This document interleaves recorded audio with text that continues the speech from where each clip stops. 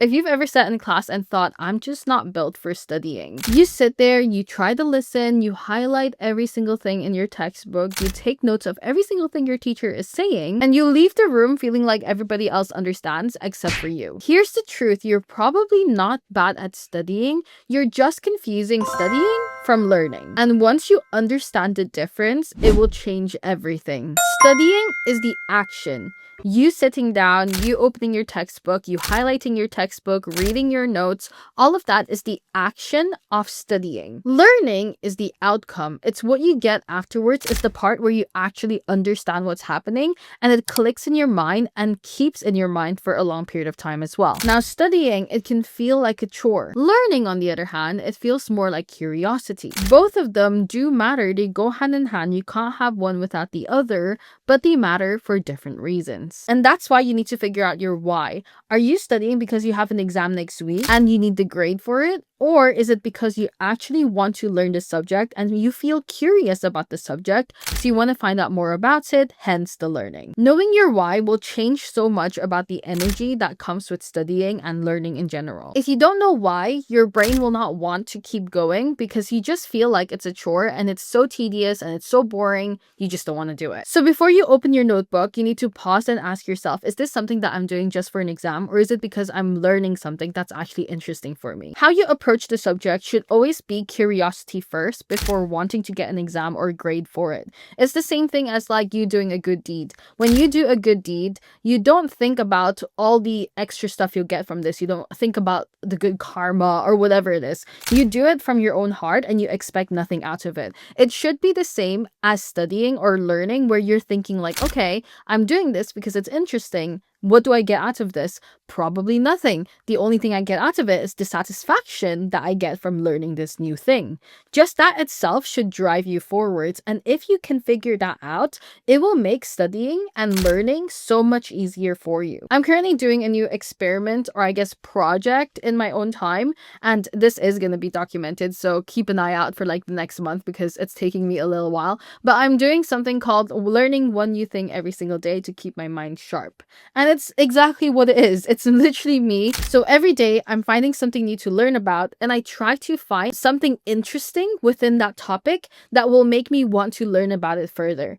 And this experiment has been super interesting for me because sometimes I get the topic, like I asked Gemini to basically come up with the topics for me. And sometimes it gives me a topic where I'm like, that sounds so boring. If I actually stopped reading this before and just went, okay, it's boring, and just put it off to the side, I never would have learned about XYZ about this. It's so interesting to see how your brain kind of tells yourself that like, oh, this is boring, don't do it. When in reality, it knows how to find all the interesting bits in order to make it more fun for you and more motivating. So you need to ask yourself, why am I learning this? What part of this is interesting? What part of this can be interesting? And the one that kind of worked the best for me was asking myself, what part of this topic can I relate to something that's already happening in my day-to-day life? So if I find something that I can relate to my day-to-day life, that usually is just, that's like the magic key for me, the secret formula, where afterwards I'm like, okay,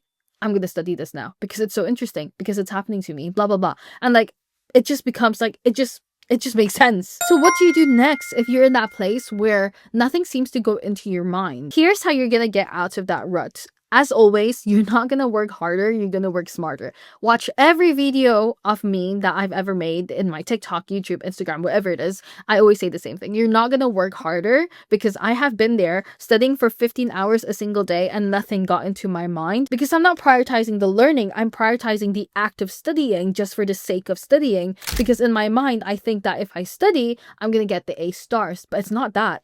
It's studying to learn to then get your A-star grades. So stop expecting to get it immediately. That's number one. Learning doesn't happen on demand. Classrooms always move faster than what your brain can comprehend. And that is okay. You're not supposed to sit there and immediately understand when you are listening to a new topic. It just doesn't work that way. In most classrooms, you find at least 10 to 20 or even more students. And all of these students are learning at their own pace, with their own ways.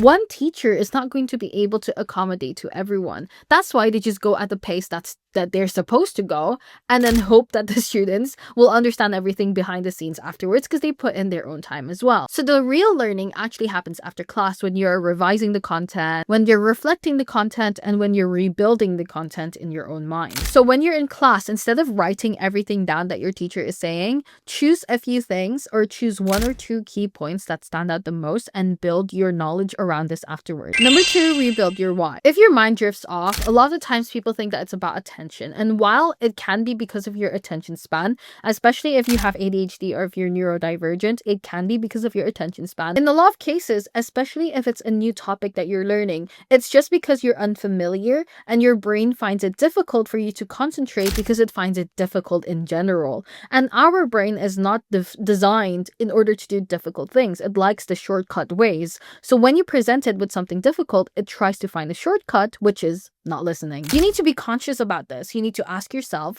what does this do? Why is this topic important? How does it relate to my day-to-day life? How does it relate to the real world in general? Would this make my life easier or more interesting? Even a small link to your real world will make it so much easier for you to understand. Throughout my entire chemical engineering degree, I didn't find a single thing difficult, purely because every new content that I was learning, I was relating it to my day-to-day life. Now, I'm pretty lucky because chemical engineering can be found in our day-to-day life. But even if it wasn't, even if it was like a code that I was doing and I was learning G prompts, I was still like, oh, okay, if this happens, you do that. That is the same thing as if me turning on the tap when I need water, or me turning off the tap when my sink is overflowing. It's just things like that where I can relate it to my day-to-day life. Even though it's so simple, it still makes the information click in my mind for so much longer. Now, thirdly, most people think that note-taking is crucial when it comes to sitting in there in class because it makes you look smarter.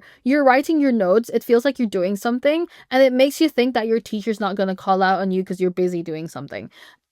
I get that. I was like that as well. But trust me, you're actually wasting your time if you're just taking the notes just for the sake of taking notes. So what you need to do is not just take notes, but also kind of like rewording it in a way that would make sense to a 5-year-old. So for example, if you're learning about photosynthesis in class, photosynthesis is the process of making food for the plants. So you can say photosynthesis equals a plant's meal prep, or plants doing meal prep, or plants cooking in the kitchen, something like that, where you can relate it to something super simple and so niche that your brain is like, oh, that's what it is. Like, it just makes sense all of a sudden. And this is the part where you kind of need to brute force your way out of it. If you don't understand a new topic, you want to accept the confusion and literally force your way through it. This happens all the time with maths for me.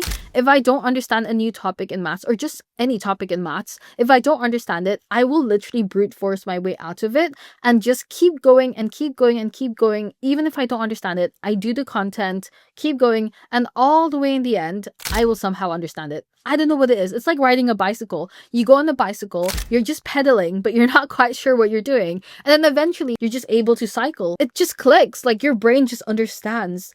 I don't know what the science is behind this. This has made me so interested into learning about the science behind this. So that's probably going to be my next research topic. So thank you guys for giving this to me.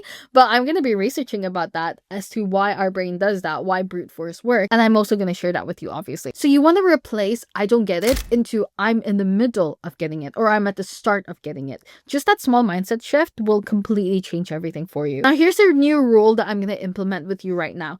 Every time you learn a topic, you want to learn it twice. That is the minimum. So after class, when you get home, you want to go over the content again. And you can do that by doing something small, re-explaining it onto your phone. Literally just turn on the voice recording on your phone, start speaking into it, explaining the content as if you are a teacher, and listen back to it again and see if you actually understood what you were saying. A lot of the times for me, literally just by saying it out loud, I start to learn new things about it. And this happens a lot whenever I'm tutoring, because I'm explaining a content and then all of a sudden I'm like, oh, is that why this question I had 10 years ago makes sense now? Like, all of a sudden I'm like, oh, That's the answer to that question. And then that helps me as well to be a better tutor for my students because I can help them to visualize it better as well. And the reason why this works is basically applying a bit of your spatial repetition as well, where the second contact with the content will keep it in your memory for a lot longer. Now, if you can't remember something, it's probably because your brain didn't find it meaningful. So instead of trying to store the facts and ideas, train yourself to notice the patterns. It's all about being conscious, to be honest. When I learned chemistry and I learned biology and see that there's amino acids in both content,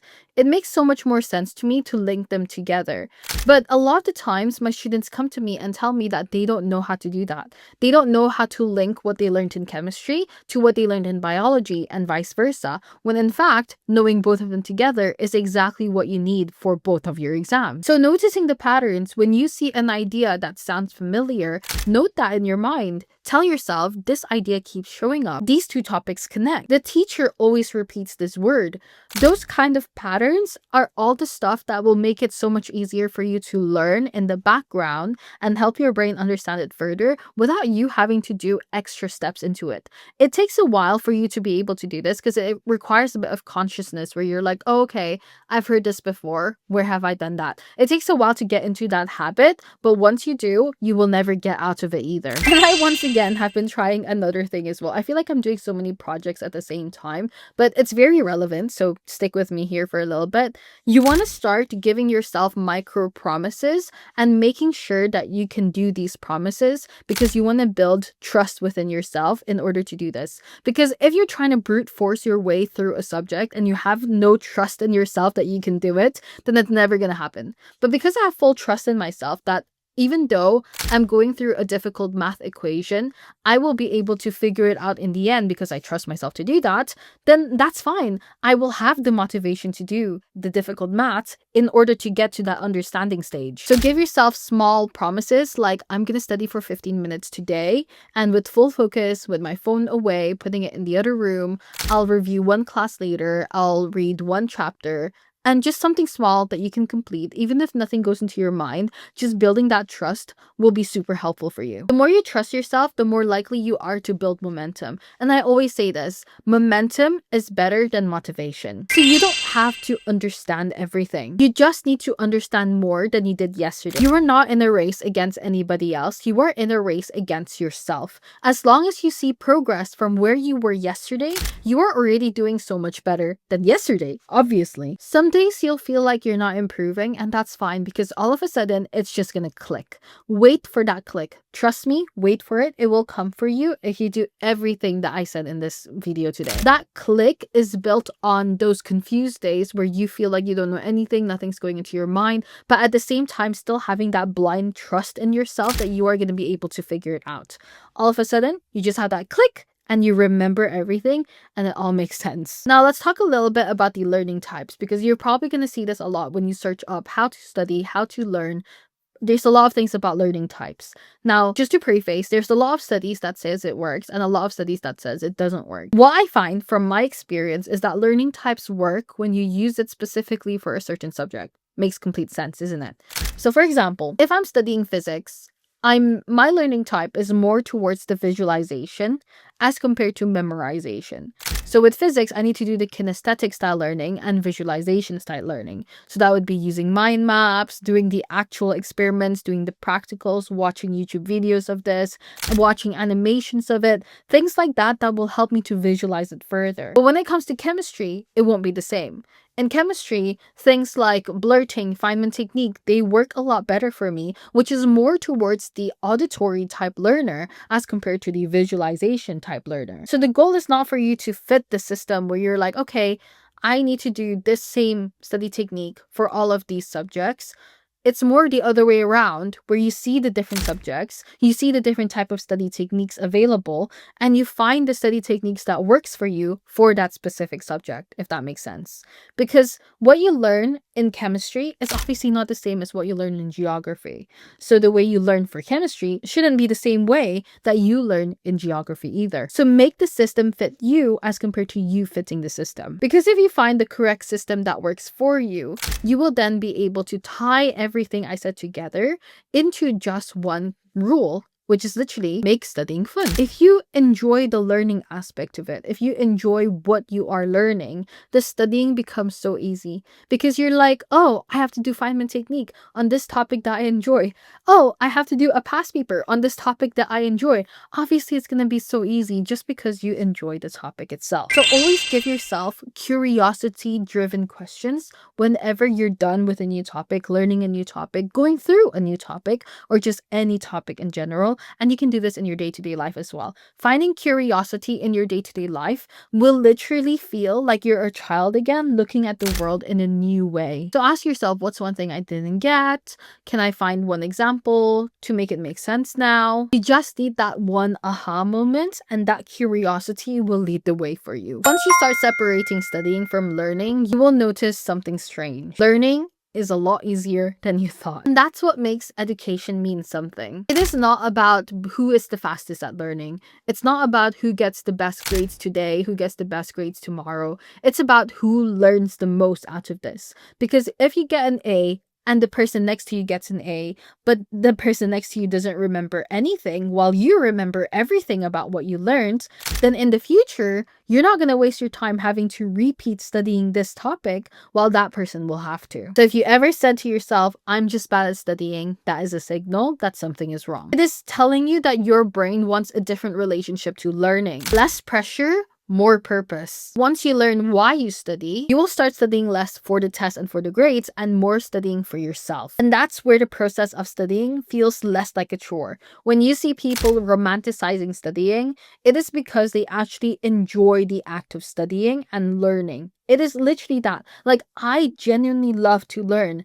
I love being in academia, and if I could, I'd be in academia forever. But I was bad at studying. I was deemed that idiot kid that I was never going to be able to get the good grades. So how is it that the person who hated studying, according to people, would end up getting the best grades in their class and be able to achieve the grades that nobody expected them to achieve? It's all because I fell in love with studying and learning. So I think you're not bad at studying. You're just at the point of learning how to learn. So yeah, I know that was a lot, but I hope you found that video helpful. If you did, don't forget to give me a like, a subscribe, and don't forget to share it with your friends that you think will find this helpful as well. Aside from that, I'll see you in the next video. I might be in America in the next video, so that'll be super interesting. I'll see you guys then. Bye!